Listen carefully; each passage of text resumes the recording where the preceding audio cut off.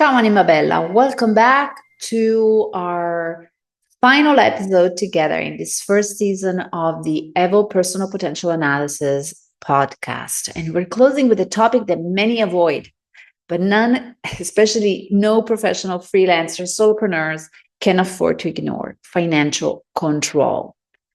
I know. Just hearing those words might make your chest tighten a little.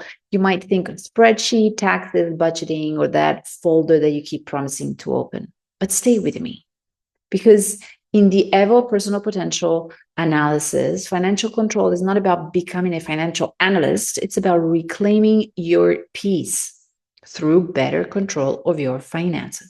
So let's explore why knowing your numbers is not just a business skill, it's a spiritual act of sovereignty. In the EPA framework, this subtrait maps two things: your actual financial behavior. So, for example, do you track income, expenses, margins, and cash flow? Do you know where your money goes, or do you just hope for the best? But it also tracks your emotional relationship with money. Do you feel calm when making decisions? Do you avoid overspend, undercharge, or self-sabotage when it comes to finances? This subtrait, as you can imagine, is linked to self-discipline, organization, and vision, because money in the end is not just about math, it's about alignment. So think of money like a river. When it flows, it nourishes, it feeds dreams, relationships, it has impact, it creates impact. But if you never check the flow, if you don't build structures of stewardship, it floods or dries up. So that's what financial control is. Not control as in fear, control as in care. You're not damming the river, you are guiding it so it doesn't overwhelm or disappear. So when your financial control is low, you might feel stress around money, but avoid looking at your accounts. You might forget to track expenses or monitor profitability. You might make emotional decisions like impulse shopping or overspending, and then try to justify them later. You might undercharge to your clients or overgive or say yes to offers that drain you. You might say, I just trust the flow, or I don't do math, I don't do numbers, I hate Excel. But here's the truth: avoiding our numbers doesn't make us more spiritual. It makes us scattered. And our nervous system cannot relax when we are flying blind. So when your financial control score is high, you likely track everything, you feel empowered by your financial clarity, and you make decisions based on data, not panic. But what is the shadow side of this? You might obsess over small fluctuations, and you might feel guilty spending or investing, and you might struggle to take healthy financial risks. So financial control must be rooted in trust, not just tracking. It's not about squeezing your money, it's about respecting it. It has to become a real, safe, mutually loving relationship. So knowing your numbers is not a punishment, it's a protection. You're not meant to operate your business or your life in confusion. It doesn't make you feel safe. When you know what you earn, spend, save, and keep, you make better decisions. You waste less time. You stop outsourcing your security. This is not about becoming a CFO, God forbid. No, this is about becoming a sovereign adult and professional who holds the container of their life with grace. So money is neutral. Let's look at this spiritually. Money is neutral. How you relate to it, that reveals everything. If money scares you, ask where else you've feared taking responsibility. If you hoard, ask where else you've believed you've never enough. If you overspend, ask what emptiness you're trying to fill. Financial control isn't about budgets.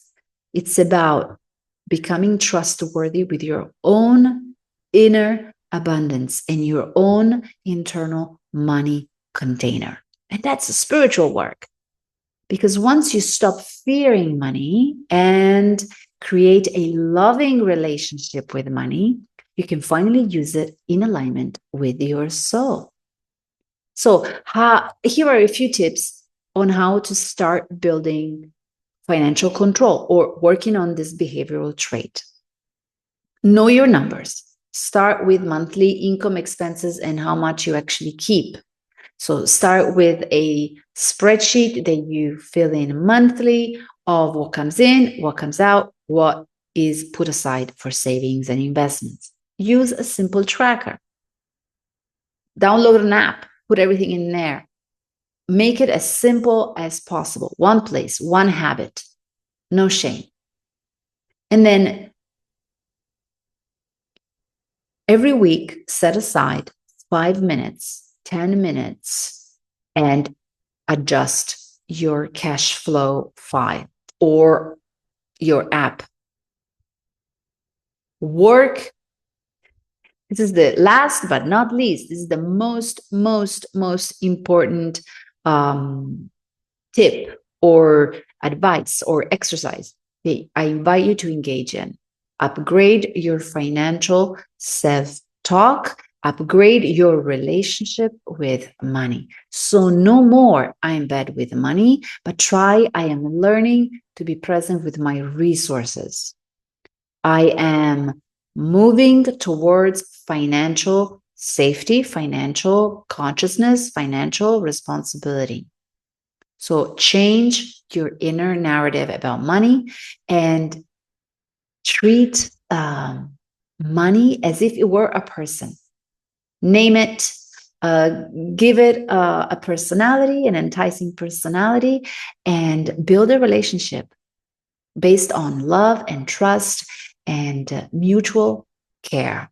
It is incredible how this stuff works. Financial power doesn't come from earning more necessarily. Financial power comes from being aware of your relationship with money. It comes from taking care of your relationship with money. And it comes from becoming responsible, staying awake in your responsibility towards the finances of your business and your life. So if your relationship with money has been a little bit blurry or anxious, or you have been avoiding it, remember that when your numbers are clear, your path is clear, your vision is more clear. And from that place, you can finally relax into a new abundance. Let me know what resonated most with you about this very, very controversial and important topic and what you would like to explore further. We can do that together. Drop me a like and a follow. It really helps, and I'm so grateful. Catch all the other episodes if you haven't done so already. And it's been a pleasure. Ti abbraccio. Ciao.